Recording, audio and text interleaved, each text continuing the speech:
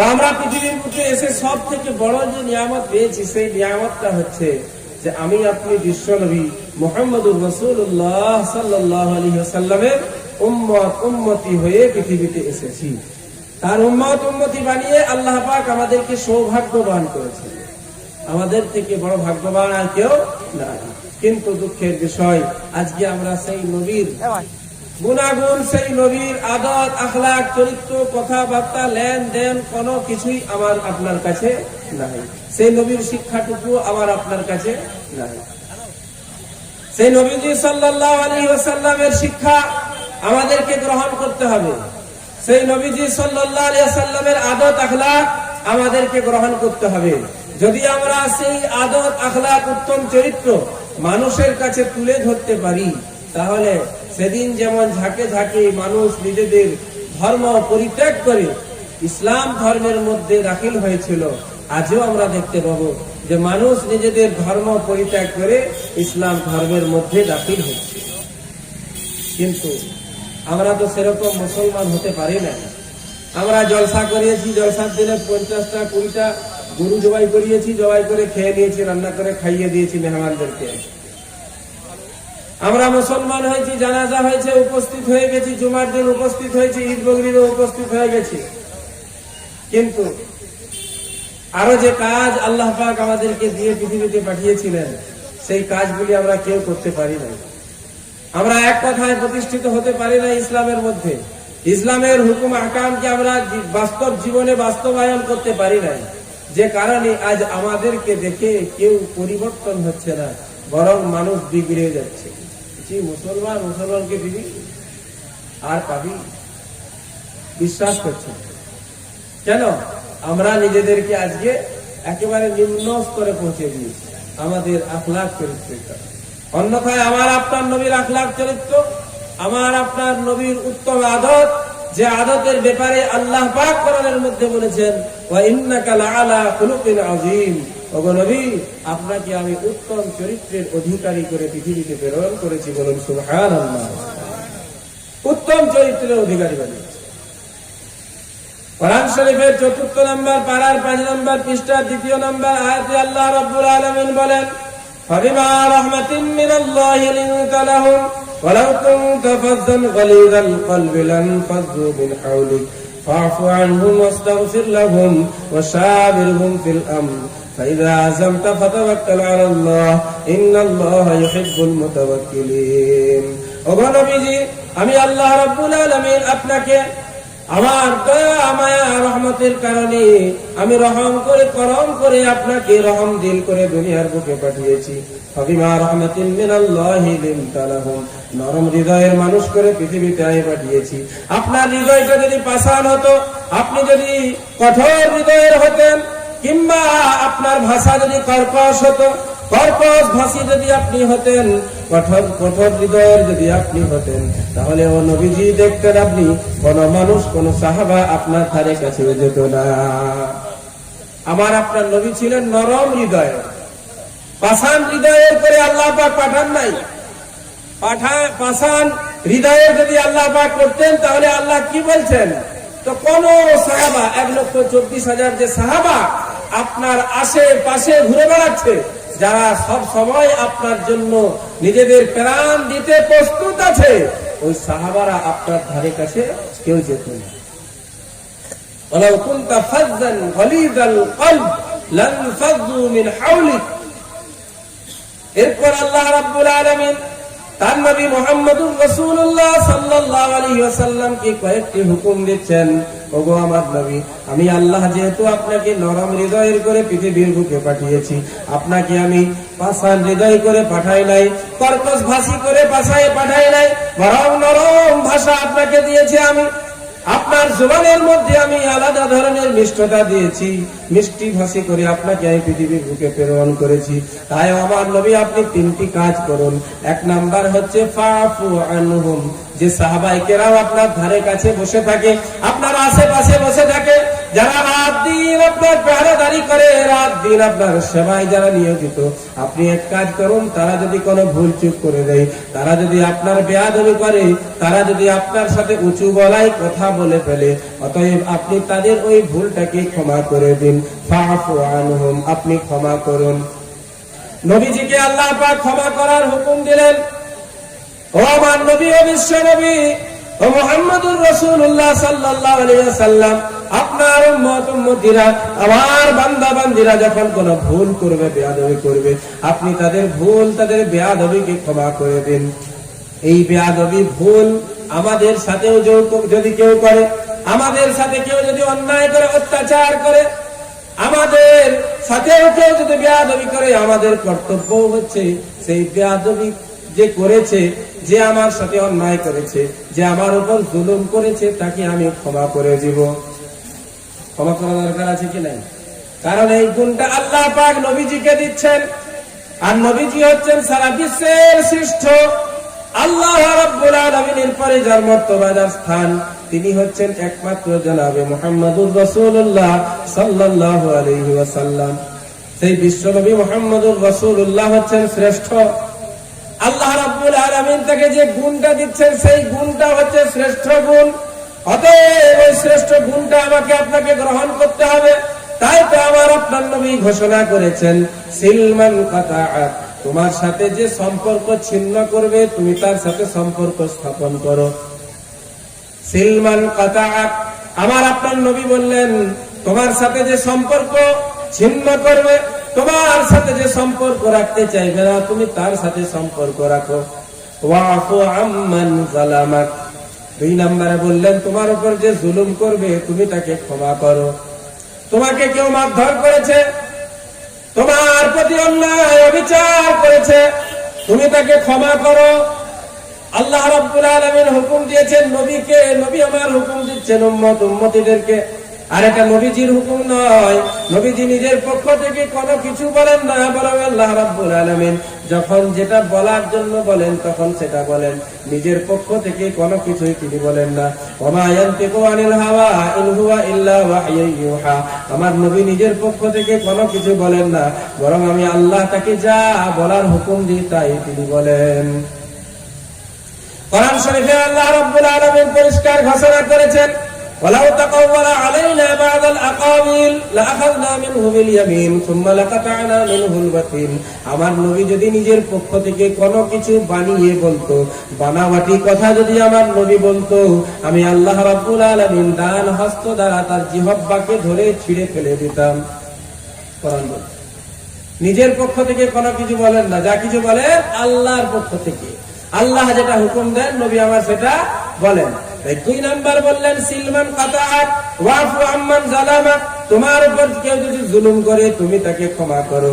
3 নম্বরে নবী আমার বললেন ওয়াতি আম্মান হারামাক, তোমাকে কেউ যদি বঞ্চিত করে, তোমার পাওনা তোমাকে দিচ্ছে না, তুমি কিন্তু তার প্রতিবাদে, তার বিরুদ্ধে ওই ব্যবহার তার সাথে করো না, বরং তোমাকে যে দেয় না তাকে তুমি প্রদান করো।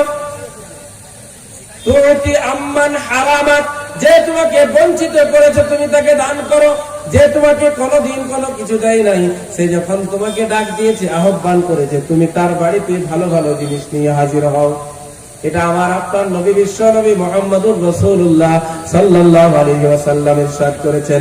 3টা কথা মুসলমান যতদিন বেঁচে থাকবো, মরণকাল পর্যন্ত এই 3টা নসিহত মনে রাখবো। 1 নম্বর নসিহত হচ্ছে, তোমার উপর কেউ যদি জুলুম করে, তুমি তাকে ক্ষমা করে দাও। ফাফু আম্মান যালামাক, তোমার উপর কেউ যদি অন্যায় করে, অত্যাচার করে, অবিচার করে, তোমার কোনো কিছু নিয়েছে, দেয় নাই, তোমার আত্মীয় স্বজনের সংখ্যা কম, ছেলে মেয়ে কম, লাঠি বল নাই, অর্থ বল নাই, সম্পদের কোনো বল নাই, পুলিশ প্রশাসন তোমার সাথে নাই, পার্টির নেতারা তোমার সাথে নাই, তোমার উপর জুলুম করেছে, ও আল্লাহর বান্দা, নবীজি সাল্লাল্লাহু আলাইহি ওয়াসাল্লাম বললেন, জুলুম যদি করেছে, করতে দাও, তুমি তাকে ক্ষমা করে দাও। তুমি যদি তাকে ক্ষমা করো, আল্লাহ তোমাকে ক্ষমা করবেন। তুমি তাকে ক্ষমা করলে আল্লাহ তোমাকে ক্ষমা করবেন। বিশ্বনবী মুহাম্মদুর রাসূলুল্লাহ সাল্লাল্লাহু আলাইহি ওয়াসাল্লাম ইরশাদ করেছেন, ইরহামু মান ফিল আরদি ইয়ারহামুকুম মান ফিস সামা, তোমরা জমিনওয়ালার উপর রহম করো, আসমানওয়ালা তোমাদের উপর রহম করবে। আমরা বর্তমান সময়ে জমিনওয়ালার উপর রহম করতে পারি নাই, জমিনওয়ালার সাথে ভালো ব্যবহার করতে পারে নাই। জমিনের প্রাণী সব থেকে উত্তম প্রাণী অর্থাৎ মানুষ। এই মানুষের মধ্যে শ্রেষ্ঠ মুসলমান। এই মুসলমানদের সাথে আমার ব্যবহার ভালো নয়, আমার আপনার ব্যবহার ভালো নয়। সমাজের মধ্যে আজকে মুসলমান, আজকে মানুষ লাঞ্ছিত, বঞ্চিত, পদদলিত। লকডাউন হয়ে গেল, 14 জন 15 জন মানুষ রেল লাইনের নিচে, রেল লাইনে শুয়ে আছে। রেলগাড়ি পেরিয়েছে রাত্রিবেলায়, মালগাড়ি পেরিয়েছে রাত্রিবেলায়। 14টা 15টা মানুষকে লাগাতার পরস্পর কেটে দিয়ে চলে যায়। তার ব্যাপারে কোন রকমের কোনো কেউ দুঃখ প্রকাশ করে না। বড় লোকের একটা কুকুর মরে গেছে, বড় লোকের একটা কুকুর মরেছে। নীতা আম্বানির বেটির বেটি হয়েছে, অর্থাৎ তার নাতি হয়েছে। তাকে দেখার জন্য, তাকে অভ্যর্থনা জানাবার জন্য হাজির হয়ে যাচ্ছে। এই গরিব শ্রমিকগুলি রেল লাইনে শুয়ে থেকে মারা গেল। গাড়ি চলে না, রেল লাইন দিয়ে হেঁটে হেঁটে বাড়ি আসছিল। ঘুম লেগেছে, তারা ঘুমিয়ে গেছে। রেল তাদের উপর পেরিয়ে 14টা 15টা মানুষকে কেটে দিয়ে চলে গেল। কোন রকমের কোন তাদের বাড়িতে গিয়ে সাহায্য সহযোগিতা, তার জন্য কোন নেতা, মন্ত্রী, এমএলএ, প্রধানমন্ত্রী, মুখ্যমন্ত্রী তারা কোন রকমের কোন দুঃখ প্রকাশ করলো না। আল্লাহ রাব্বুল আলামিন বলেন, আমার বান্দারা, তোরা যেহেতু আমার বান্দাদের উপর রহম করা ছেড়ে দিয়েছিস, তাই আমি আল্লাহ তোদের উপর রহম করা ছেড়ে দিয়েছি। হ্যাঁ, আল্লাহ কি করেছেন? রহম করা ছেড়ে দিয়েছে। আল্লাহর রহমত থেকে আমরা দিনের পর দিন বঞ্চিত হয়ে যাচ্ছি। কেন? আমরা আল্লাহর বান্দাদের উপর রহম করতে পারি না। ইরহামু মান ফিল আরদ ইয়ারহামুকুম মান ফিস সামা। তোমরা জমিনওয়ালার উপর রহম করো, আসমানওয়ালা তোমাদের উপর রহম করবে। আসমানওয়ালা তোমাদের উপর রহম করবে। কিন্তু আমরা আজকে এতটাই অন্ধ হয়ে গেছি, এতটাই অন্ধ হয়েছে মুসলমান ভাইয়েরা, আমার চাচারা, ওলামায়ে কেরাম, মুসলিম সমাজে যারা বক্তব্য রেখে বেড়াচ্ছে, মুসলিম সমাজের স্কলার যারা যারা এই মুসলিম সমাজকে পথ দেখাচ্ছে, সেই পথ দেখানে ওয়ালাদেরকেও ধমকি দিচ্ছে। আসার পরে বলছে এই লাইনের বক্তব্য, ওই লাইনের বক্তব্য, যেখানেই যাচ্ছি সেখানেই শুনতে পাচ্ছি। আজকে ওই সমস্ত ওলামায়ে কেরামদের মুখ বন্ধ করার চেষ্টা করা হচ্ছে। মুসলিম সমাজের যারা বক্তা, যারা মুসলিম সমাজকে আজকে আলো দেখাচ্ছে, মুসলিম সমাজের জন্য যারা আলোর কাজ করছে, তাদের বিরোধিতা হচ্ছে। আমার মতো কথা যেই বলছে আলহামদুলিল্লাহ, বক্তা খুব ভালো, আর আমার মনের বিপরীত কথা যদি কেউ বলছে, ভালো বক্তা সেরকম সুবিধার বক্তা নয়। শুধু ওর সুবিধা হয়নি বলে সুবিধার বক্তা নয়, ভালো কথা বলে না। মহতারাম বুজুর্গ দোস্ত, আমার ভাইয়েরা, সমাজের মানুষ যদি, এই সমাজের যারা বক্তা, সমাজকে যারা আজকে আলো দেখাচ্ছে, তাদেরকে যদি এই সমাজের মানুষ আলো দেখায়, সমাজের মানুষ পথ দেখায়, তাহলে এই সমাজকে ক্ষতি থেকে কেউ বাঁচাতে পারবে। তাই ওলামায়ে কেরাম যেভাবে বলছেন, মুসলিম সমাজ আমরা যাদেরকে মানি, যাদেরকে মেনে আমরা চলি, তারা যেভাবে বলছেন সেইভাবে চলার চেষ্টা করবো ইনশাআল্লাহ। আল্লাহ পাক দুনিয়াতেও কামিয়াব করবেন, আখিরাতেও কামিয়াব করবেন।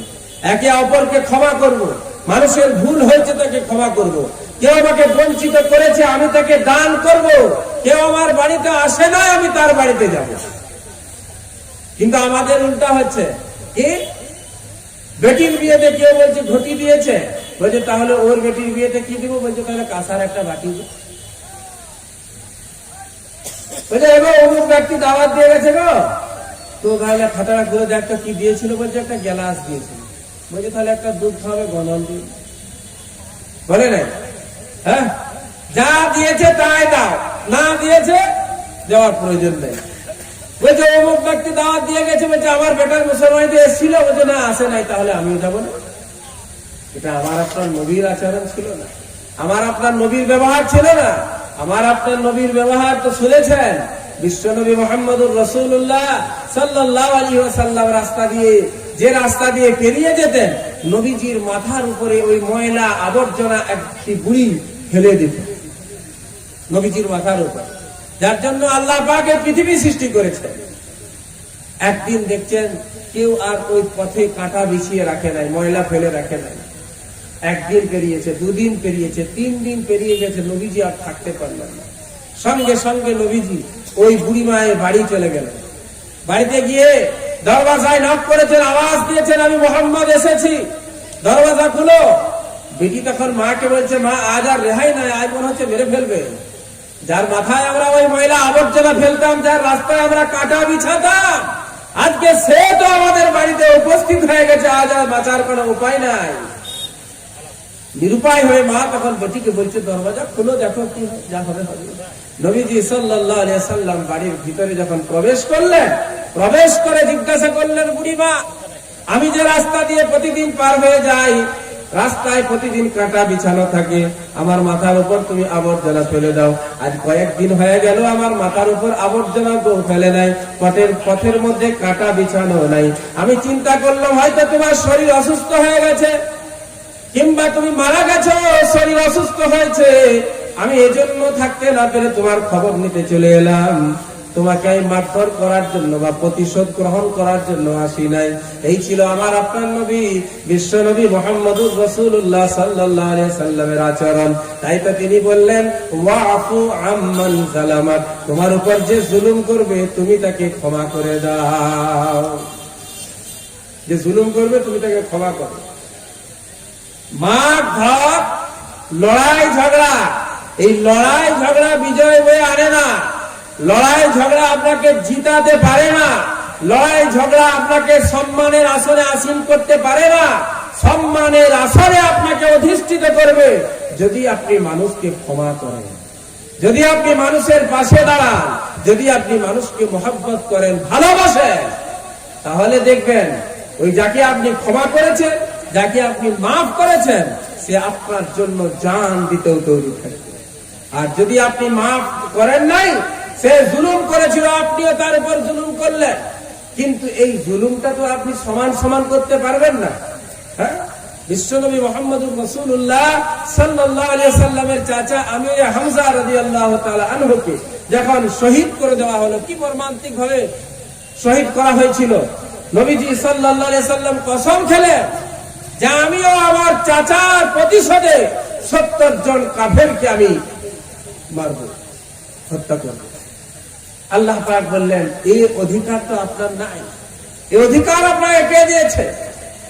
আপনি যদি প্রতিশোধ গ্রহণ করতে চান, তাহলে যতটা আপনাকে কষ্ট দিয়েছে আপনি ততটাই তাকে কষ্ট দিন। তার বেশি দিলে আপনি হয়ে যাবেন জুলুমকারী, জালিম, অত্যাচারী আপনি হয়ে যাবেন। কোরআন নকল করেছে 14 নম্বর পারার 20 নম্বর পৃষ্ঠার শেষের দিকের আয়াত, ওয়া ইন আকাবতুম ফাআকিবু বিমিথলি মা উকিবতুম বি ওয়া লা ইন সাবারতুম লাহুয়া খায়রুল লিস-সাবিরিন। ওগো নবীজি, আপনি যদি প্রতিশোধ গ্রহণ করতে চান, তাহলে ততটাই প্রতিশোধ গ্রহণ করুন যতটা আপনার উপর জুলুম করেছে। আর যদি আপনি তা না করে তাকে ক্ষমা করে দেন, সবর করেন, তাহলে এটা হচ্ছে আপনার জন্য উত্তম। ওয়ালা ইন সাবারতুম, যদি আপনি সবর করেন, লাহুয়া খায়রুল লিস-সাবিরিন, তাহলে শুনে রাখুন, এই ধৈর্য ধারণ করা ধৈর্য ধারণকারীর জন্য উত্তম। তা আমরা কি করব? যাদের উপর জুলুম হয়েছে ধৈর্য ধারণ করব, সবর করব, মানুষকে ক্ষমা করব, মানুষের পাশে দাঁড়াবো, মানুষ হয়ে মানুষের পাশে দাঁড়াবো। যখন মানুষ হয়ে মানুষের পাশে দাঁড়াবো, মানুষ হয়ে মানুষকে মানুষের মতো সম্মান দিব, তখন দেখবেন আল্লাহ রাব্বুল আলামিনের রহমত আমাদের উপর বর্ষণ হবে। এটা তো কোরআন বলছে, আমি বলি নাই। আল্লাহর কোরআন 26 নম্বর পারা সূরাতুল হুজুরাত, আল্লাহ রাব্বুল আলামিন ঘোষণা করে দিয়েছেন, ইন্নামাল মুমিনুনা ইখওয়াতুন ফাআসলিহু বাইনা আখাওয়াইকুম, নিশ্চয়ই একজন মুমিন আর একজন মুমিনের ভাই। কোরআন শরীফের 10 নম্বর পারায় আল্লাহ রাব্বুল আলামিন বলেছেন, আল মুনাফিকুনা ওয়াল মুনাফিকাতু বা'দুহুম মিন বা'দ, একজন মুনাফিক আর একজন মুনাফিক হচ্ছে একজন আরেকজনের শত্রু। আল মুনাফিকুনা ওয়াল মুনাফিকাত বা'দুহুম মিন বা'দ, একজন মুনাফিক আরেকজন মুনাফিকের সাহায্যকারী, তারা একজন আরেকজনের মধ্য থেকে। তাদের কাজ কি?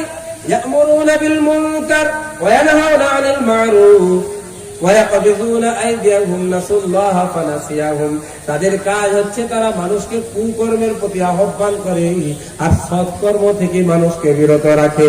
কোরআন শরীফের 10 নম্বর পারার ওই পৃষ্ঠা ছেড়ে দিয়ে পরের পৃষ্ঠায় আল্লাহ রাব্বুল আলামিন ঘোষণা করেছেন মুমিনদের ব্যাপারে, আল মুমিনুনা ওয়াল মুমিনাতু বাযুহুম আউলিয়াউ বায, একজন মুমিন আর একজন মুমিনের বন্ধু।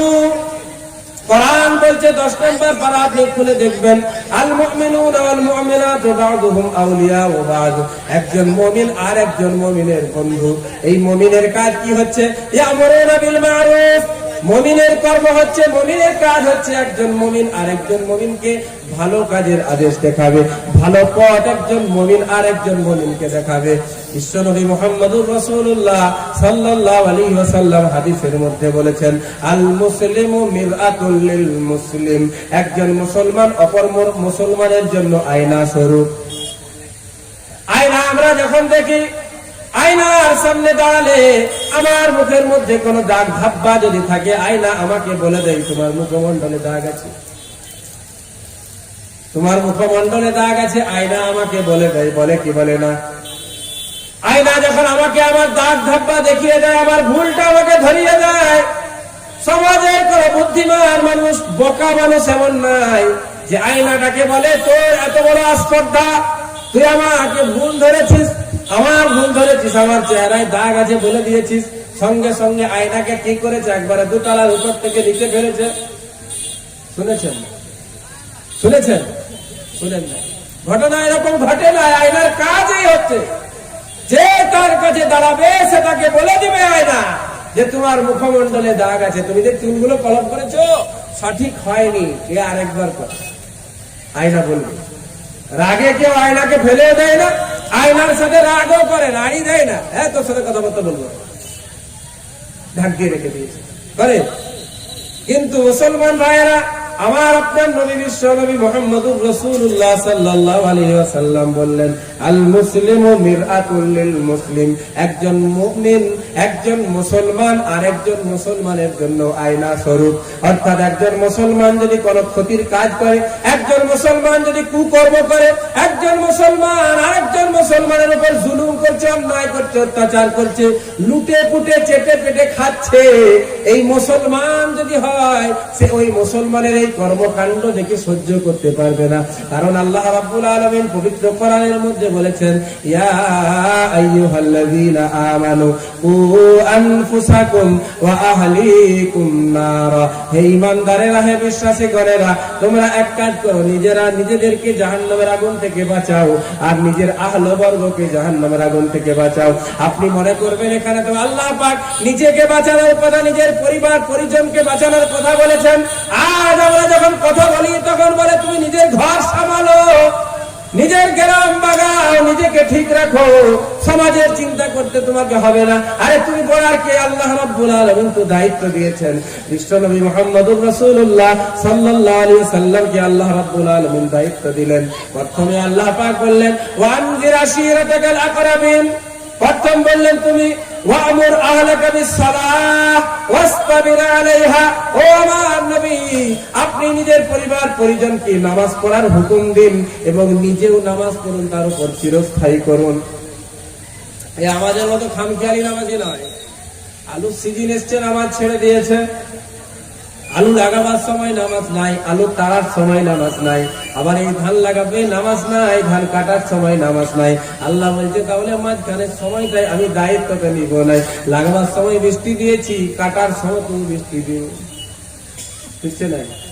হ্যাঁ, লাগাবার সময় বৃষ্টি দিয়েছিলাম, তোদের প্রয়োজন ছিল, নামাজ তারা ছেড়েছিলি।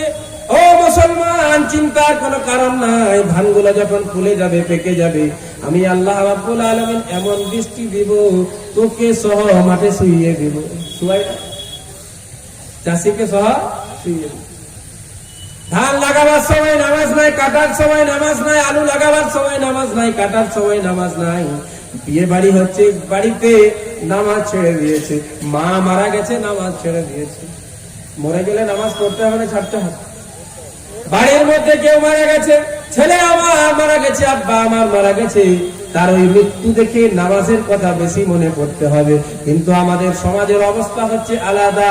সেদিন কেন 3 দিন পর পর বলে এখন আমার শোক পালন চলছে, নামাজ নাই, নামাজ ছেড়ে দিয়েছে। নামাজ বেশি পড়তে হবে। আল্লাহ রাব্বুল আলামিন তাকে ডেকে নিয়েছেন রাত্রিবেলায়, নিজ হাতে করে আমি তাকে খাইয়েছিলাম, সকালবেলায় উঠতে পারে নাই। আমি হয়তো আজকে রাত্রে ঘুমাবো, কাল সকালে উঠতে পারবো না। মনের মধ্যে কত রকমের কোন চিন্তা নিয়ে ঘুমাচ্ছি, কাল সকাল হোক বেটাকে দেখবো, সারাকে দেখবো, বুঝছে না? কাল সকাল হোক বেটাকে দেখবো, ভোট শেষ হোক, রেজাল্ট আউট হোক, আমাদের পক্ষে একটু রেজাল্টটা হয়ে যাক। সকাল বেলায় যখন বলবে অমুক সরকার 78, অমুক 66, তারপরে আবার 8 ঘন্টা পরে যখন কমে যাবে 78-এর জায়গায় হয়ে গেল 100, আরে 66 জায়গায় হয়ে গেল 30, তখন লাঠি ঠেঙা বেরিয়ে যাবে। বেরিয়ে যাবে। মুসলমান, লড়াই করতে হবে। কার জন্য লড়াই তুমি করবে? তোমার মাথার উপর বসে যে শাসন করবে, সেও তো সকালে উঠে মূর্তির পূজা করে। ওই মূর্তি পূজক তোমার বন্ধু কখনো হতে পারে না, হতে পারে? ওই মূর্তি পূজক তোমার বন্ধু হতে পারে না। তোমার সাথে মহব্বত ভালোবাসা থাকবে। ইসলাম বলেছে প্রত্যেকেই প্রত্যেকের সাথে ভালো ব্যবহার করো। আমার আপনার নবী, বিশ্ব নবী মুহাম্মদুর রাসূলুল্লাহ সাল্লাল্লাহু আলাইহি ওয়াসাল্লাম বলেছেন, কোন গ্রামে মুসলমানের গ্রাম, মুসলমানের জনসংখ্যা বেশি, ওই মুসলমান জনসংখ্যা বেশি সেই গ্রামে কোন হিন্দু বাড়ি যদি থাকে, 4টা 5টা 10টা হয়তো হিন্দু বাড়ি আছে, আর 990 ঘর সেখানে মুসলমানের ঘর। ওই 990 ঘর মুসলমান, মুসলমান আবাদি বেশি। এ কারণে যদি ওই 10টা ঘরের উপর কেউ জুলুম করে, তাহলে মুসলমানেরা শোনো, আমি বিশ্ব নবী মুহাম্মদুর রাসূলুল্লাহ সাল্লাল্লাহু আলাইহি ওয়াসাল্লাম ওই 10 ঘর হিন্দুর পক্ষ থেকে তোমাদের বিরুদ্ধে আল্লাহর দরবারে অভিযোগ দায়ের করব। এই হচ্ছে ইসলাম। মুসলমান শিক্ষা দেয় নাই কাউকে মারো, মুসলমান শিক্ষা দেয় নাই যারা আল্লাহকে ছাড়া অন্য কাউকে ডাকে, সূর্যের পূজা করে, মূর্তির পূজা করে, গাছের পূজা করে, লিঙ্গের পূজা করে, আরো কত রকমের পূজা হচ্ছে, তাদেরকে তোমরা মারধর করো না, তাদের দেব দেবীকে তোমরা গালি গালাজ করো না। কোরআন শরীফ নকল করেছে 7 নম্বর পারার 20 নম্বর পৃষ্ঠার শেষের দিকে আয়াত, ওয়ালা তাসুবুল্লাযীনা ইয়াদউনা মিন দুনিল্লাহ ফায়াসুবুল্লাহা আদওয়ান বিগাইরি ইলম। মুসলমান ব্যতিরেকে আরো যারা ধর্মাবলম্বী আছে পৃথিবীর বুকে, তারা তাদের দেব দেবীর যে পূজা করে, ওই দেব দেবী গুলিকে, তাদের মূর্তিমাদেরকে তোমরা গালি গালাজ করো না, অন্যথায় হিংসার বশবর্তী হয়ে তারাও তোমাদের আল্লাহকে গালি দিবে। কোরআন শিক্ষা দিয়েছে 30 নম্বর পারা। আল্লাহ রাব্বুল আলামিন বিশ্ব নবীকে লক্ষ্য করে বললেন, কুল, ওগো নবী আপনি বলে দিন, ইয়া আইয়ুহাল কাফিরুন, হে কাফেরের দল, হে অবিশ্বাসীদের দল, শোনো, লা আ'বুদু মা তা'বুদুন, তোমরা যাদের ইবাদত করো আমরা তাদের ইবাদত করি না। লা আ'বুদু, আমি ইবাদত করি না তাদের, মা তা'বুদুন, তোমরা যাদের ইবাদত করো, ওয়ালা আনতুম আবিদুনা মা আ'বুদ, আর না তোমরা ইবাদত করো তার যার ইবাদত আমরা করি, আমি করি মুহাম্মদ। এই সূরার মধ্যে আল্লাহ রাব্বুল আলামিন পরিষ্কার ভাষায় ঘোষণা করে দিয়েছেন, তোমাদের যাকে ভালো লাগবে তার ইবাদত করো, আমাদের যাকে ভালো লাগবে আমরা ইবাদত করব তার। লাকুম দীনুকুম ওয়ালিয়া দীন। এটা আমি বলছি না, একজন বিখ্যাত হিন্দু পণ্ডিত একটা বই লিখেছে, ওই বইয়ের মধ্যে এই সমস্ত ঘটনা কোরআনের আয়াতগুলিকে নিয়ে ব্যাখ্যা করেছে একজন হিন্দু পণ্ডিত। ইউটিউবে বার পাবে, বইটা আমার কাছে আছে, আমি সেদিনে আনিয়েছি বইটা। ইসলাম সন্ত্রাসকে সাপোর্ট করে না, ইসলাম কোন সন্ত্রাসী কার্যকলাপকে সাপোর্ট করে না, সন্ত্রাসবাদী উগ্রবাদীকে সাপোর্ট করে না। ইসলাম সব সময় মানবতার পক্ষে। ইসলাম হচ্ছে শান্তি প্রিয় একটা ধর্ম। এই ধর্মে অশান্তির কোন জায়গা নাই। কোরআন নকল করেছে, মান কাতালা নাফসান ফাকান্নামা কাতালান নাসা জামিআ, যে একটা প্রাণী হত্যা করলো সে যেন পুরো মানবতার হত্যা করলো। কোরআন বলছে। মহতারাম বুজুর্গ দোস্ত, আমার ভাইরা, আমার চাচারা, আল্লাহ রাব্বুল আলামিন কোরআন শরীফের মধ্যে বিশ্ব নবী সাল্লাল্লাহু আলাইহি সাল্লামকে লক্ষ্য করে ঘোষণা করলেন, তিনটা হুকুম আমার আপনার নবীকে দিলেন। এক নাম্বার হুকুম হচ্ছে ফাবিমা রাহমাতিন মিনাল্লাহি লিনতা লাহুম ওয়ালাউ কুনতা ফাযযান গালিযাল কলবি লান ফাযু মিন হাওলিক ফাআফু আনহুম। এখান থেকে কথা অনেক দূরে গেছিল। ফাআফু আনহুম, ওগো নবী আপনি maaf করুন সাহাবাদেরকে, তাদের কোন সময় যদি ভুল হয়ে যায়, তারা বেয়াদবি করে বসে, আপনি তাদেরকে মাফ করে দিন। দুই নম্বরে আল্লাহ পাক নবীজিকে হুকুম দিচ্ছেন ওয়াশাবিরহুম ফাফু আনহুম ওয়াস্তাগফির লাহুম। দুই নম্বর কাজ হচ্ছে আপনি তাদের জন্য ক্ষমা প্রার্থনা করুন। কার কাছে? কার কাছে ক্ষমা? আল্লাহর কাছে তাদের জন্য ক্ষমা প্রার্থনা করুন। অতএব সমাজের যারা নামাজি মুসল্লি, মুসলিম গ্রামের মসজিদের যে ইমাম, তারও দায়িত্ব হচ্ছে, তাদেরও কর্তব্য হচ্ছে সমাজের প্রত্যেকটি মানুষের জন্য আল্লাহর কাছে ক্ষমা প্রার্থনা করা। আমরা করি কি করি না? সবার জন্য ক্ষমা প্রার্থনা হচ্ছে না? এটা আল্লাহ পাক নবীজিকে হুকুম দিয়েছেন, ফাফু আনহুম ওয়াস্তাগফির লাহুম। তিন নম্বরে আল্লাহ রাব্বুল আলামিন হুকুম দিচ্ছেন ওয়াশাবিরহুম ফিল আমর, এবং তাদেরকে সাথে নিয়ে আপনি পরামর্শক্রমে কাজকর্ম করুন। নবীকে হুকুম দেওয়া হচ্ছে সাহাবাদেরকে নিয়ে পরামর্শ করুন, সাহাবাদেরকে নিয়ে পরামর্শ করুন। তো আমাদেরও প্রত্যেকটি কাজ পরামর্শ করে করা দরকার আছে কি নাই? এটা করে তবলিগ জামাতের মেহনত নয়, যেটা তবলিগ দিয়েছে না, এটা কোরআন দিয়েছে। কোরআন বলছে যখন তুমি কোনো কাজ করবে সেটা মাশওয়ারা করে করো, বিবিকে নিয়ে, ছেলেকে নিয়ে, মেয়েকে নিয়ে, সকলকে নিয়ে, পরিবার পরিজনদেরকে নিয়ে মাশওয়ারা করে কাজ করো। মাশওয়ারা করলে, কাজ করলে কি হবে? কাজের মধ্যে বরকত হবে, মনের অশান্তি দূরীভূত হবে। মনের মধ্যে যে মতভেদ ছিল একে অপরের সাথে, এই মতভেদ গুলিও কি হয়ে যাবে? দূর হয়ে যাবে। কে দূর করে দেবে? আল্লাহ রাব্বুল আলামিন দূর করে দেবেন। এই তিনটা হুকুম আল্লাহ পাক নবীজিকে দিলেন। এক নাম্বার ফাফু আনহুম, আমরাও কি করব? একে অপরকে ক্ষমা করব। রাজি আছে সকলে? একে অপরকে ক্ষমা করব। রাজি আছেন? কে কে আছে হাত তুলে দেখান। আল্লাহ পাক সকলকে কবুল করুন। একে অপরকে ক্ষমা করব। দুই নম্বরে হচ্ছে একে অপরের জন্য দোয়া করব। উমর রাদিয়াল্লাহু তাআলা হজে যাচ্ছেন, নবীজি বলছেন উমর হজ করতে যাচ্ছ, কাবা বাইতুল্লাহর পাশে গিয়ে আমাকে ভুলে দিও না, অর্থাৎ আমি মুহাম্মদের জন্য তুমি দোয়া করবে। বলুন সুবহানাল্লাহ। আমরা প্রত্যেকের দুয়ার ভিখারি। আমরা একে অপরের জন্য আল্লাহর কাছে ক্ষমা প্রার্থনা করব। তিন নাম্বার হচ্ছে আমরা মাশওয়ারা ভিত্তিক কাজ করব।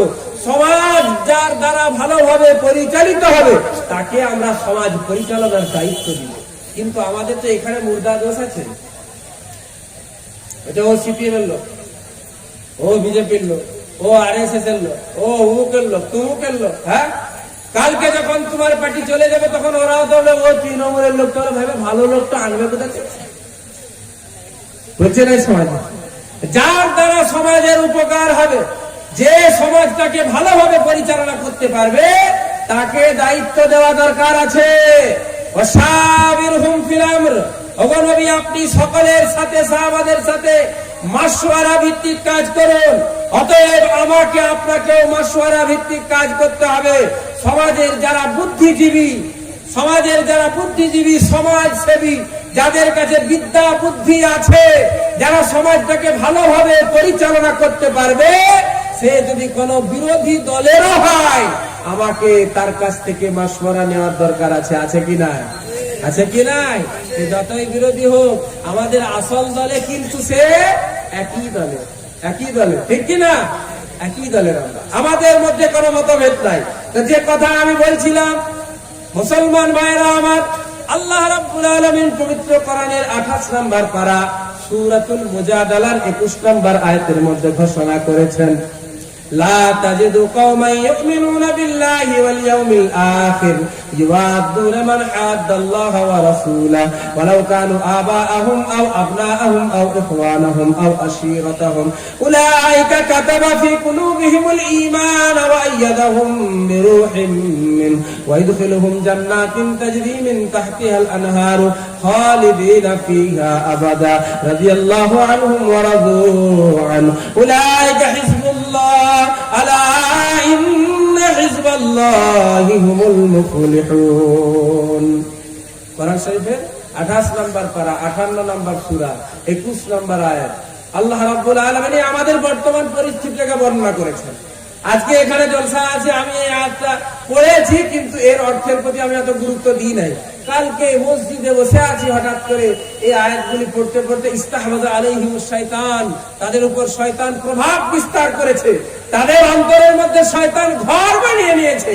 আল্লাহ রাব্বুল আলামিন 28 নম্বর পারায় বলেছেন, সূরাতুল মুজাদালা প্রথম সূরা 19 নম্বর আয়াত, ইস্তাহওয়াযা আলাইহিমুশ শাইতান ফানসাহুম যিকরাল্লাহ। শয়তান তাদের অন্তরের মধ্যে প্রভাব বিস্তার করেছে, তাদের অন্তরে নিজের বাসা বানিয়ে নিয়েছে। অতএব কারণেই আজকে তারা আল্লাহকে ভুলে গেছে, আল্লাহর স্মরণকে ভুলে গেছে, আল্লাহর জিকির আজকার ভুলে গেছে। ফানসাহুম যিকরাল্লাহ উলাইকা হিজবুশ শাইতান।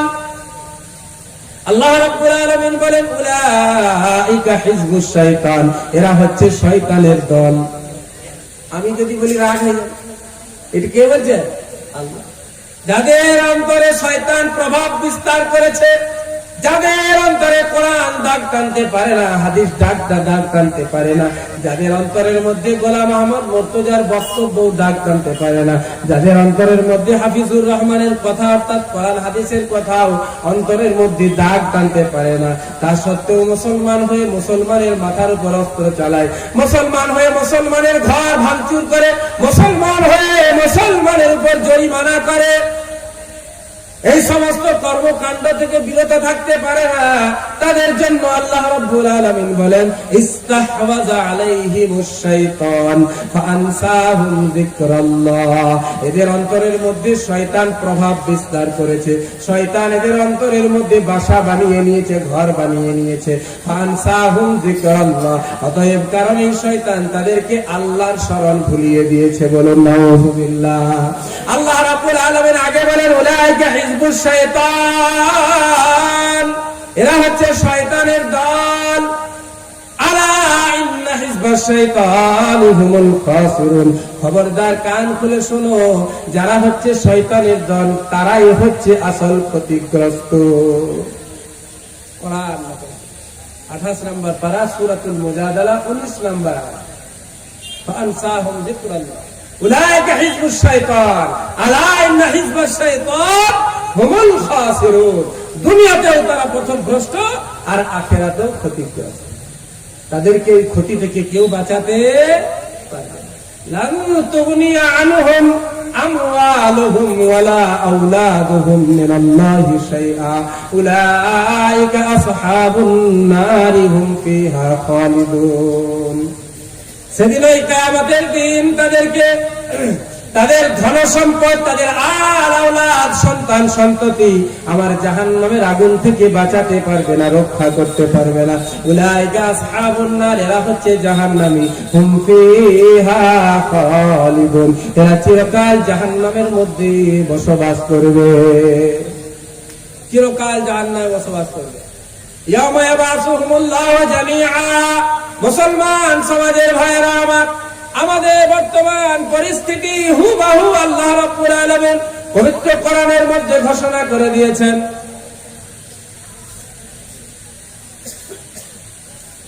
ইয়াউমা ইয়াবাসুহুমুল্লাহু জামিআন ফায়াহলিফুনা লাহু।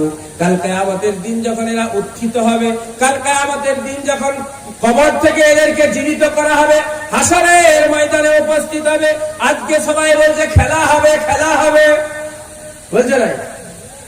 লিখে রেখেছে বন্ধু এবার খেলা হবে। আরে কি খেলা হবে? খেলা তো আসল হবে কিয়ামতের মাঠের খেলা।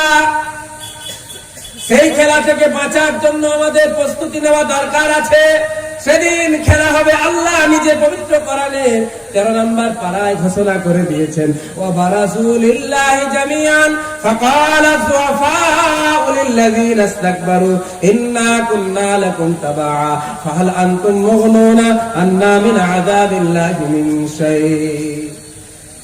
কাল কিয়ামতের দিন সমস্ত মানুষ যখন একত্রিত হয়ে যাবে হাসরের ময়দানে, ওয়া বারাজু লিল্লাহি জামিআ ফাকালা যুআফা, কমজোর শরীর মানুষেরা, দুর্বল মানুষেরা, আজকে যাদেরকে রাত্রে বেলায় 100 টাকা দিয়ে চলে আসে, আজকে যাদের বাড়িতে গিয়ে ওই 25 কেজি ওজনের 1 বস্তা চাল, 2 কেজি মসুর ডাল আর 1 বোতল তেল দিয়ে চলে আসার বলে দেয় কালকে সকালে লাঠিটা নিয়ে বেরিয়ে যাবি। ঠিক কিনা? ভুল বলছি? কথা বলে নাই? ভুল বলছি গো? 25 কেজির চাল, 1 কিলো তেল, 1 কিলো মসুর ডাল বাড়ির মধ্যে দিয়ে এলো, আর 100 টাকা প্যাকেটে ঢুকিয়ে দিয়ে চলে এলো, বলে দিয়ে এলো কাল সকালে তোকে লাঠিটা নিয়ে কিন্তু বেরোতে হবে। মুসলমানের ছেলে তুমি বেরিয়ে গেলে। আজকে বর্তমান সময়ে যত লড়াই ঝগড়া হচ্ছে, মার খাচ্ছে গরিব, মারছে গরিব, বড় লোক যারা নেতা হয়ে টাকা খাবে, ঘর বানাবে, বাড়ি বানাবে, ছেলে মেয়েদেরকে নিয়ে আহ্লাদে যারা জীবন যাপন করবে, তারা কিন্তু দূরে দাঁড়িয়ে থাকে, সামনে আসে না। কি বলছো? তারা দূরে দাঁড়িয়ে থাকে। মুসলমান তুই মার খেয়ে জেল ভরিয়ে দিবে, মুসলমান সমাজের উন্নয়ন হয়ে যাবে, মুসলমান সমাজের নাকটা উঁচু হয়ে যাবে। জেলখানায় গিয়ে যখন বলবে আমি অমুক গ্রাম থেকে এসেছি, আমার নাম অমুক, আপনি আমার নামের আগে মোহাম্মদ লাগানো আছে, আব্দুল লাগানো আছে, শেখ পাঠান খান লাগানো আছে, নামটা যখন জেলখানায় শুনবে বলবে মুসলমানদের জনসংখ্যা জেলখানায় কিন্তু বেশি। তারা এটা দেখবে না। এই জেল যারা পরিচালনা করছে, জেলারকে যারা পরিচালনা করছে, জেলের মধ্যে যারা খানা পাঠাচ্ছে, পানি পাঠাচ্ছে, ওই সরকারটাকে গড়ার জন্য এরা জেল খাটতে এসেছে, এই কথা তারা বলবে না। বলবে এই নেড়ে মুসুরকে বোঝানো গেল না, কোনো কথাই এরা শুনে না, এরা শুধু মারামারি করবে, লড়াই করবে, সমাজটাকে এরা অশান্ত করে দিবে। বলে কি বলে? মুসলমান ভাইয়েরা 100 টাকায় বিক্রি হয়ে গেল, একটা চায়ে বিক্রি হয়ে গেল, 5 টাকা দামে একটা সিগারেট দিয়েছে, কি পেছনে টান দিয়েছে, সঙ্গে সঙ্গে ভিতরের অবস্থা পরিবর্তন হয়ে গেল। কি বলবি সাহেবের বায়ান? ও বায়ান আর কাজে লাগবে না। কালকে কিয়ামতের দিনে বলবে শোনো কান খুলে, বিশ্বাস না হলে মসজিদে গিয়ে কোরআন আছে দেখবে, বাংলা কোরআন তরজমা আছে, 13 নম্বর পারা খুলে দেখবে, প্রথম পৃষ্ঠার প্রথম লাইন, ওয়া বারাসুলিল্লাহি জামিআ। কাল কিয়ামতের দিন যখন সমস্ত মানুষ একত্রিত হয়ে যাবে, খেলা হবে বন্ধু, সব মানুষ একত্রিত হয়ে যাবে, সেদিন ওই গরিব শ্রেণীর মানুষেরা যাদেরকে 100 টাকায় কিনেছিলে, 50 টাকায় কিনেছিলে, যারা 100 টাকায় নিজেকে বিক্রি করে দিয়েছিল, 1 বস্তা চাউলের পেছনে নিজেকে বিক্রি করে দিয়েছিল, নিজের মনুষ্যত্বকে বিক্রি করেছিল, মুসলমান হয়ে একটা মুসলমানের ঘর ভাঙার জন্য গেছিলে, মুসলমান হয়ে একটা মুসলমানের মাথার উপর লাঠি চালিয়েছিলে, 50 টাকার বিনিময়ে, 100 টাকার বিনিময়ে। ও মুসলমান কান খুলে শোনো, কালকে যখন তুমি ওই হাসরের ময়দানে উপস্থিত হয়ে যাবে, আল্লাহ রাব্বুল আলামিনের দরবারে আল্লাহর কাছে অভিযোগ দায়ের করবে। ওয়াকালা যুআফাউ লিল্লাযীনা ইসতাকবারু, ওয়াকালা যুআফাউ লিল্লাযীনা ইসতাকবারু, কমজোর মানুষেরা, দুর্বল মানুষেরা, যারা নেতাদের পেছনে পেছনে ঘুরে ঘুরে নিজের জীবনটা অতিবাহিত করেছিল, তারা তখন ওই বড় লোকদের কাছে গিয়ে বলবে, ওয়াকালা যুআফা অর্থাৎ কমজোর দুর্বল শরীর মানুষেরা, লিল্লাযীনা ইসতাকবারু, যারা আপনার শক্তিশালী, যারা সমাজের পরিচালক ছিল, যারা রাত্রিবেলা 100 টাকা দিয়ে এসেছিল, সাথে একটা লাঠি দিয়ে এসেছিল, তাদেরকে গিয়ে বলবে, লিল্লাযীনা ইসতাকবারু ইন্না কুন্না লাকুম তাবাআ। আসাবানির জলসাতে ইমাম সাহেব বর্ণনা করেছিল, আসাবানির জলসাতে একারিয়া মসজিদের ইমাম সাহেব বয়ান করছিল, গোলাম আহমদ মুর্তজা সাহেব বয়ান করছিলেন, কত সুন্দর কথা বলেছিলেন, মুসলমানের সম্প্রীতির কথা, সমাজের সম্প্রীতির কথা, সৌহার্দ্যের কথা, ভ্রাতৃত্বের কথা বলেছিলেন। আমরা কিন্তু শুনি নাই। তুমি আমাকে রাত্রেবেলায় 100 টাকা 2 কিলো চাউল দিয়েছিলে, আমি তার জন্য তোমার হয়ে লাঠিটা ধরেছিলাম, আজ আমি ফেসে গেছি রে ভাই। আল্লাহ বলেছিলেন খেলা হবে, ওই খেলা শুরু হয়েছে। আল্লাহ হচ্ছে রেফারি, আল্লাহ লাইসম্যান, সব কিছু আল্লাহ, জজ আল্লাহ, উকিল আল্লাহ, বিচারক আল্লাহ, সবকিছুই আল্লাহ। আল্লাহ ছাড়া অন্য কারোর কথা সেদিন চলবে না। আল্লাহ যা বলে দিবেন সেটাই হবে শেষ কথা। আল্লাহর উপর কারো কিছু চলবে? আন্দোলন করবো, আন্দোলন, আন্দোলন চলবে না, নেতাগিরি চলবে না, পুলিশ প্রশাসন চলবে না, র‍্যাব চলবে না, কোনো কিছুই চলবে না, সব ধ্বংস হয়ে যাবে। আল্লাহর দরবারে উলঙ্গ অবস্থায় হাজির হয়ে যাবে। উলঙ্গ অবস্থায় যেভাবে পৃথিবীতে আল্লাহ পাঠিয়েছিলেন ওইভাবে উলঙ্গ অবস্থায় আল্লাহর দরবারে হাজির হতে হবে। অতঃপর ওই গরিবেরা বলবে বড় লোকদেরকে, লিল্লাযীনা ইসতাকবারু ইন্না কুন্না লাকুম তাবা, আমরা ইমাম সাহেবের কথা শুনি নাই, তোমার কথা শুনেছিলাম, তোমার আনুগত্যকারী ছিলাম, তোমার অনুসরণ করেছিলাম। ইন্না কুন্না লাকুম তাবা ফাহাল আনতুম মুগনুনা আন্না মিন আযাবিল্লাহি মিন শাই, আজকে কি আল্লাহর যে আযাবের সম্মুখীন হয়েছি এই আযাব থেকে কি আমাদেরকে রক্ষা করতে পারবে? তাদেরকে বলবো, ওই 1 কিলো চাল যে দিয়েছিল তাকে বলবো, 50টা টাকা দিয়েছিল তাকে বলবে, যে বলেছিল ভাই তোকে একটা ইন্দিরাবাস বলে লাঠি নিয়ে বেরোবে ওকে বলবো, এবার ইন্দিরাবাসটা ওইখানে রয়ে গেছে, আমি একাই চলে এসেছি, এবার কি করবো বল, তোকে তাই বড় মেনে চলতাম। ইন্না কুন্না লাকুম তাবা, পরে 1400 বছর পরে কি ঘটবে পরিষ্কার কোরআন নকল করেছে। তাই তো বলছে কোরআন মুমিনদের জন্য হিদায়াত, উলাইকা আলা হুদাম মির রাব্বিহিম, কোরআন আল্লাহর পক্ষ থেকে গাইড বুক, কোরআন আল্লাহর পক্ষ থেকে পথ প্রদর্শক। যেই কোরআন পড়বে গবেষণা করবে এই কোরআন তাকে সঠিক রাস্তাটা বলে দিবে, দিবে কি দিবে না? কোরআন বলে দিবে। কিয়ামতের দিনের এই ঘটনা আল্লাহ রাব্বুল আলামিন বর্ণনা করে দিয়েছেন। অতঃপর বলেন ওই মানুষগুলি যখন তাদের কাছে গিয়ে বলবে ফাহাল আনতুম মুগনুনা আন্না মিন আযাবিল্লাহি মিন শাই, আজকে কি তোমরা আমাদেরকে আল্লাহর আযাব থেকে রক্ষা করতে পারবে? পুরো আযাব থেকে নয়, পুরো আযাব থেকে বাঁচাতে হবে না। মুগনুনা আন্না মিন আযাবিল্লাহি মিন শাই, দুবার মিন, মিন হচ্ছে তাবিঈজিয়া, অর্থাৎ কিছু অংশ আংশিক আযাব কি কমাতে পারবে? যে আযাবের সম্মুখীন আমরা হয়েছি ওই আযাব থেকে কিছুটা কি কম করতে পারবে?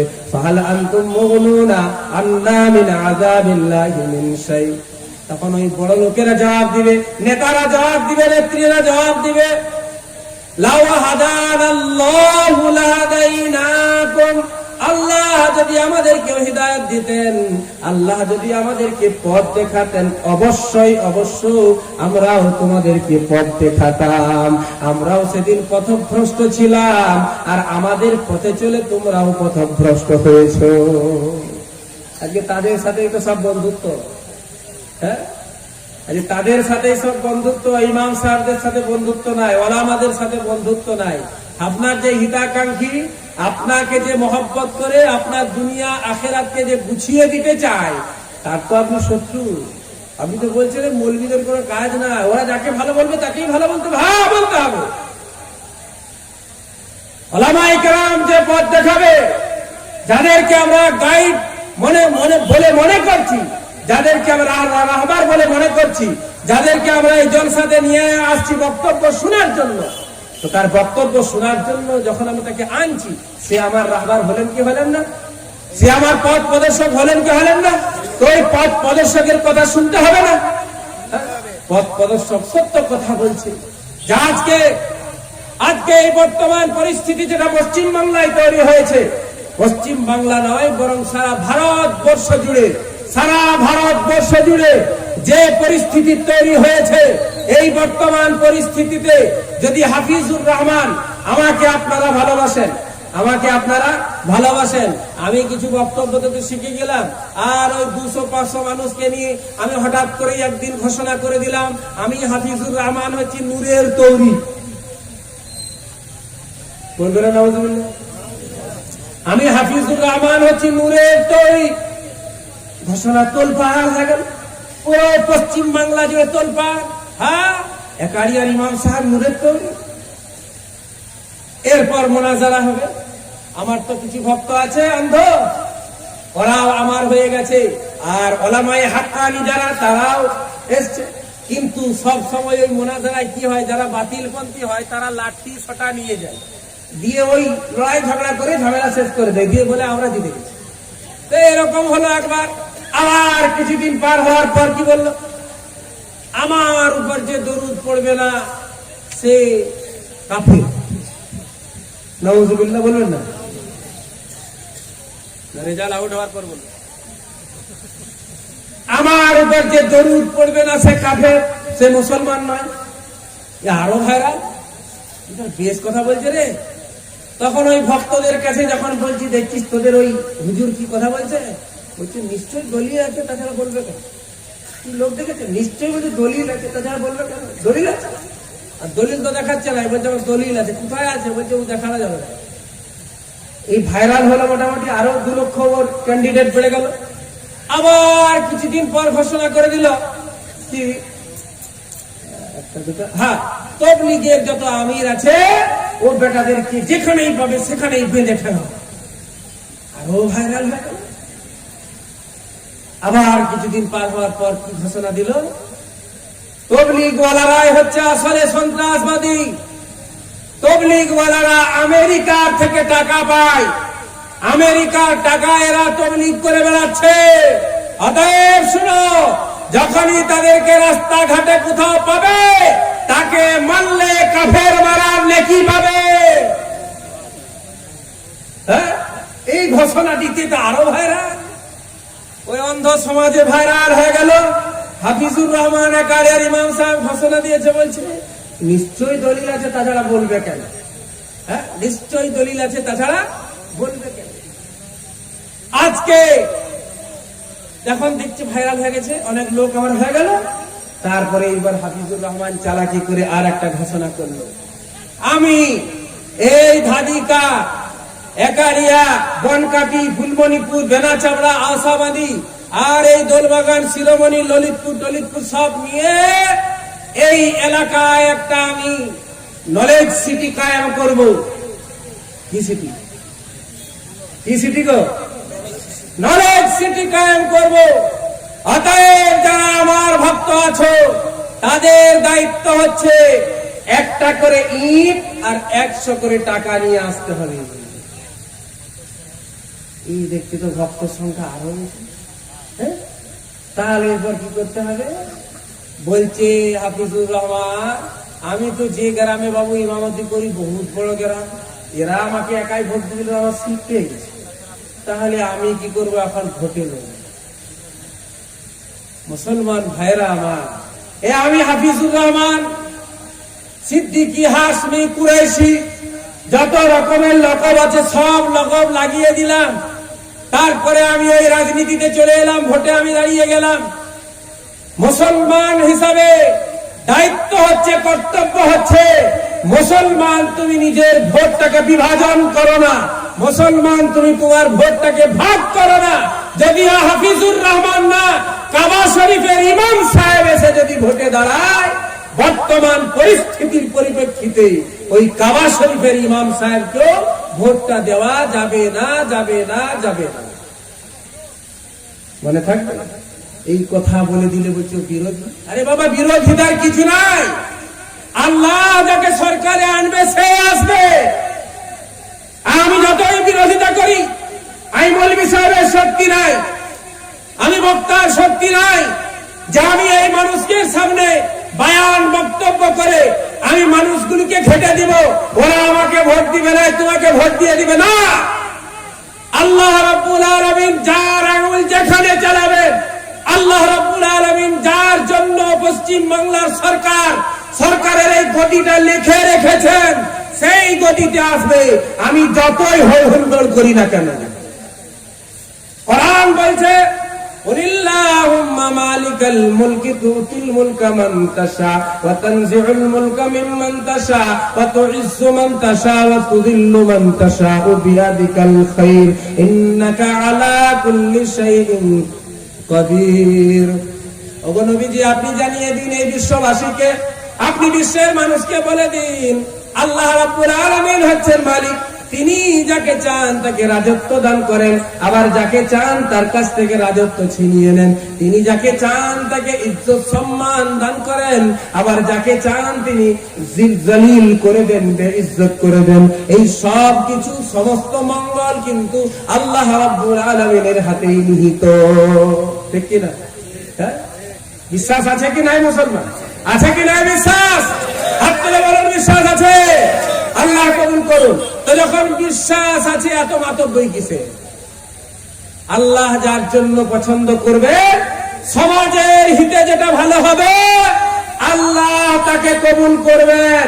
কিন্তু মুসলমান ভাইয়েরা আর একটা কথা বলে দিই শেষকালে, আর একটা কথা শুনে রাখবেন, আমল করবেন, জীবন ভর মনে রাখবেন। আল্লাহ যতদিন বাঁচিয়ে রাখবেন ততদিন মনে রাখবেন, তবরেজ আনসারীকে যারা হত্যা করেছিল, তবরেজ আনসারীকে যারা ওই ঝাড়খণ্ডের কারেন্টের খুঁটির সাথে বেঁধে সারা রাত্রি ধরে নির্যাতন করে যারা মেরে দিয়েছিল, জুনেদকে যারা ওই দিল্লির মতো জনসমাগম, দিল্লির মতো রাজধানী, সেই জায়গাতে ট্রেনের মধ্যে শত শত মানুষের সামনে একজন হাফিজে কোরআন জুনেদকে যারা বুকের মধ্যে ছুরি মেরে বুকটাকে ফাড়া ফাড়া করে দিয়েছিল, বুকটাকে চিরে হত্যা করেছিল, দিল্লির বুকে যারা ওই গরু গোশ আর না মোষ গোশ আর না উটের গোশ, এই সন্দেহে আখলাক বলে একটা বৃদ্ধ বয়স্ককে যারা হত্যা করেছিল পাথর দিয়ে ঢুকে ঢুকে, কারি ওয়েস্টকে যারা দিল্লির বুকে একেবারে রোডের ধারে শতাধিক মানুষ দাঁড়িয়ে দাঁড়িয়ে লীলা খেলা দেখছে, তারা খেলা দেখছে, যারা ক্রিকেট ফুটবলের ম্যাচ হচ্ছে, একটা মুসলমান কারি সাহেবকে তার দাড়ি ধরে মারধর করছে, জুতা মারছে, লাত মারছে তার মুখের মধ্যে, আর মুখ থেকে রক্ত বার হচ্ছে। এই সমস্ত ঘটনা দেখার পরও কোন মুসলমান যদি ওই সাম্প্রদায়িক দলকে সাপোর্ট করে, তাহলে সমাজের মানুষ তাকে ইমানদার বলতে পারে। আমি তাকে ইমানদার বলতে পারি না, সে হচ্ছে একটা ইন্টারন্যাশনাল বেঈমান। যারা এই সমস্ত ঘটনা দেখো তাদেরকে সাপোর্ট করে, মাত্র এই কয়েকদিনের জীবন ধুলাবালির ঘরে পৃথিবী। এই পৃথিবী কারোর জন্য চিরস্থায়ী হয়নি। এই পৃথিবীতে নমরুদ এসেছিল, সাদ্দাত এসেছিল, উতবা সাইবারা এসেছিল, আবু জেহেল, আবু লাহাবরাও এসেছিল। তারা আজকে পৃথিবীতে কেউ নাই। আছে পৃথিবীতে কেউ নাই, তারা সব বিদায় নিয়েছে। আমিও চলে যাব, আপনিও চলে যাবেন। অতএব বন্ধু, যাওয়ার আগে কিছু কাজ এমন করুন যে কাজটি করলে আল্লাহ পাক চিরস্থায়ী জান্নাত দান করবেন। চিরস্থায়ী জান্নাত দরকার আছে কি নাই? দরকার আছে কি নাই? তো যে আয়াতটি আমি তেলাওয়াত করেছি আপনাদের সামনে, কোরআন শরীফের 28 নম্বর পারা 58 নম্বর সূরা 22 নম্বর আয়াতের মধ্যে আল্লাহ রাব্বুল আলামিন ঘোষণা করে দিয়েছেন যে তাফসীর আমি করছিলাম, ইস্তাহওয়াযা আলাইহিমুশ শাইতান ফাআনসাহুম যিকরাল্লাহ উলাইকা হিজবুশ শাইতান আলা ইন্না হিজবাশ শাইতানি হুমুল খাসিরুন ইন্নাল্লাযীনা ইউহাদ্দুনাল্লাহা ওয়া রাসূলাহু উলাইকা ফিল আযাল্লিন। কান খুলে শুনতে, আল্লাহ পাক বলেন, যারা আল্লাহ ও তার রাসূলের অবাধ্য হবে, যারা আল্লাহ ও তার রাসূলের বিরুদ্ধাচরণ করবে, আল্লাহ পাক বলেন তারাই হচ্ছে পথভ্রষ্ট, ক্ষতিগ্রস্ত। আগে আল্লাহ পাক বলেন কাতাবাল্লাহু লা আগলিবান্না আনা ওয়া রাসূলি। আল্লাহ রাব্বুল আলামিন ঘোষণা করে দিয়েছেন, আল্লাহ রাব্বুল আলামিন ফয়সালা গ্রহণ করে নিয়েছেন যে আল্লাহ ও তার রাসূল সব জায়গায় বিজয়ী হবেন, সব জায়গায় জয় জয়কার আল্লাহ ও তার রাসূলের হবে। ইন্নাল্লাহা লাকাবিয়্যুন আযীজ, নিশ্চয় আল্লাহ রাব্বুল আলামিন সর্বশক্তিমান পরাক্রমশালী। যে আয়াত আমি তেলাওয়াত করেছিলাম ভাইরা, আল্লাহ রাব্বুল আলামিন বলেন 1400 বছর আগে আমার আপনার নবীর উপর কোরআন অবতীর্ণ হয়েছে। ওই কোরআনের মধ্যে আজকে 1400 বছর পরের ঘটনা আল্লাহ পাক বর্ণনা করেছেন। লা তাজিদু কওমান ইউমিনুনা বিল্লাহি ওয়াল ইয়াউমিল আখির ইউআদ্দুনা মান হাদ্দাল্লাহ ওয়া রাসূলাহু। একজন মুমিনের চরিত্র কি হওয়া উচিত আল্লাহ পাক ঘোষণা করেছেন। একজন মুমিনের অবস্থা কি হবে সেটা আল্লাহ রাব্বুল আলামিন ঘোষণা করেছেন।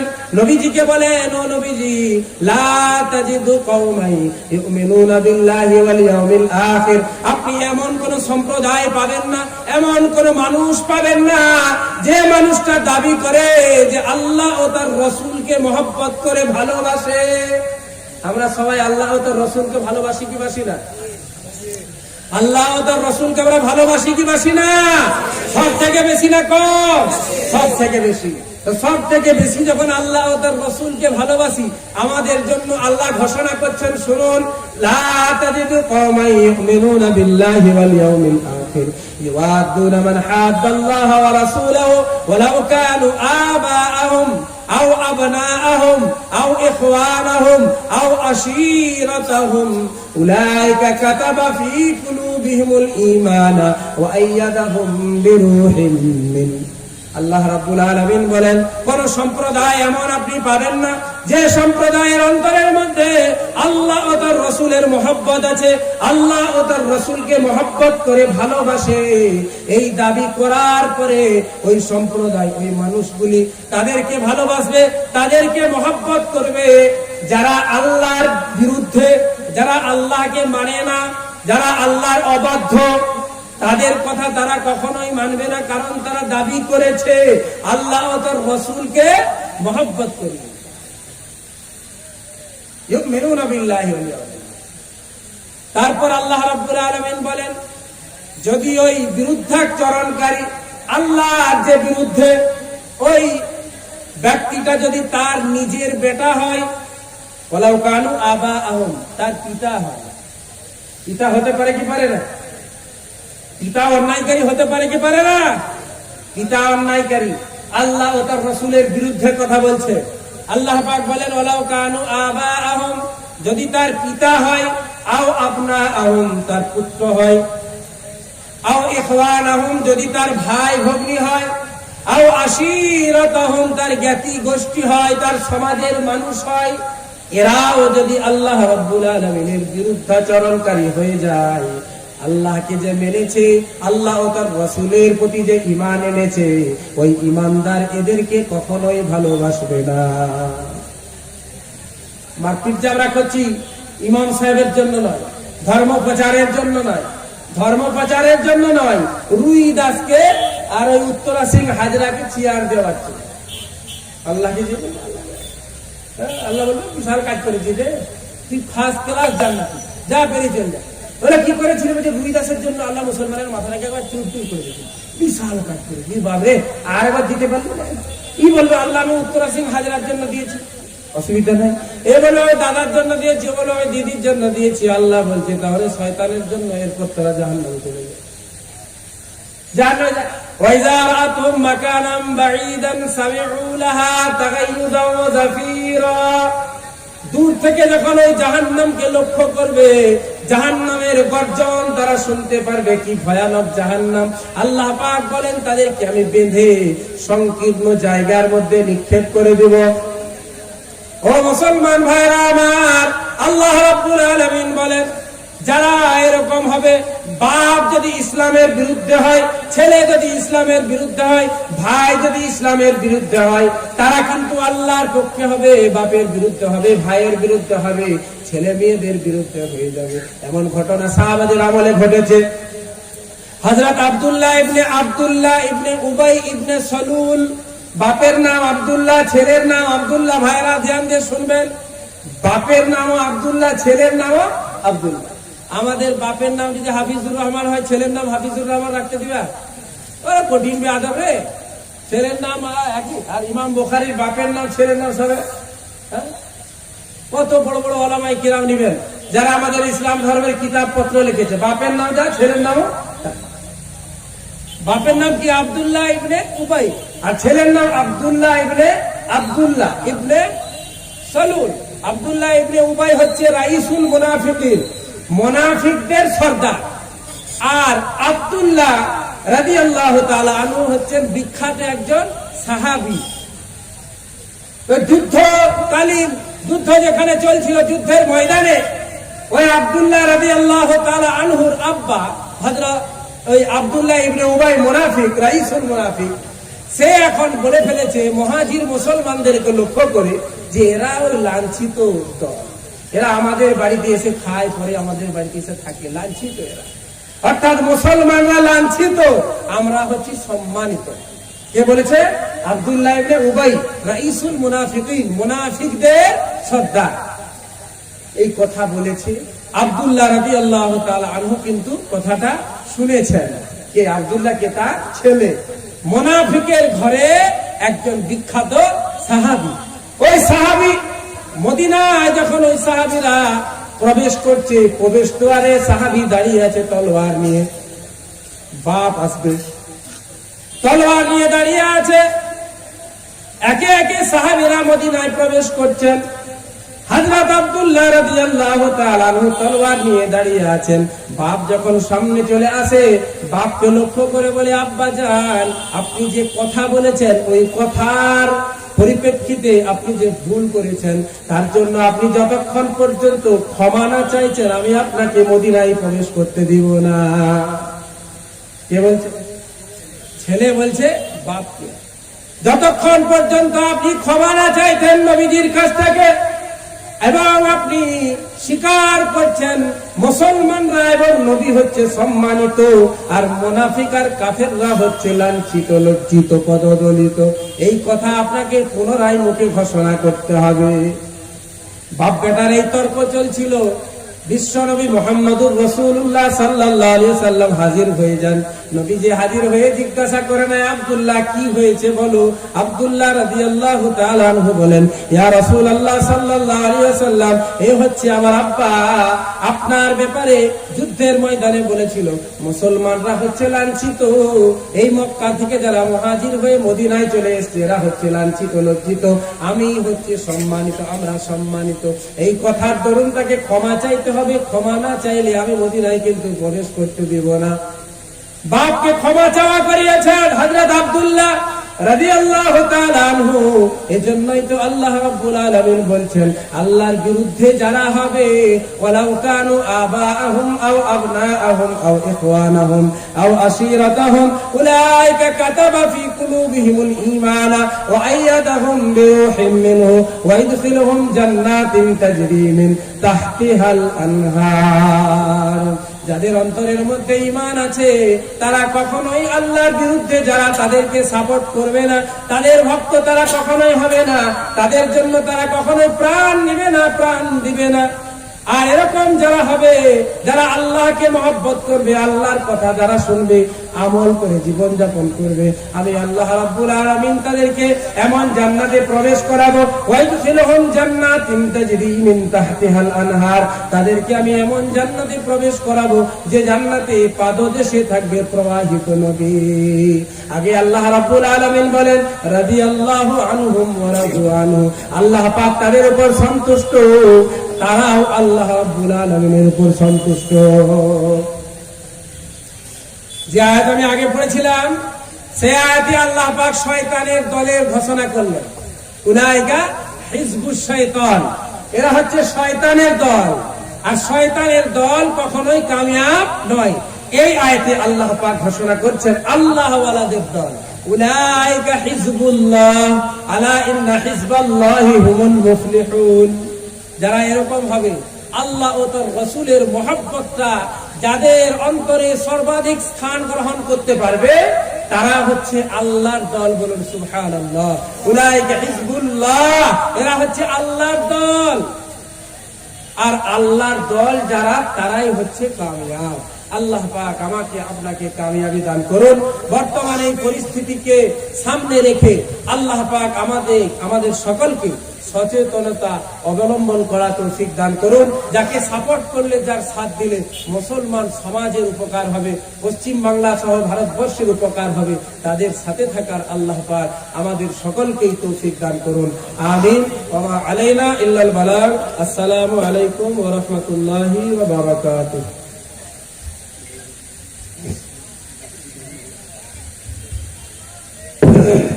এরপর আজকের এই জলসার প্রধান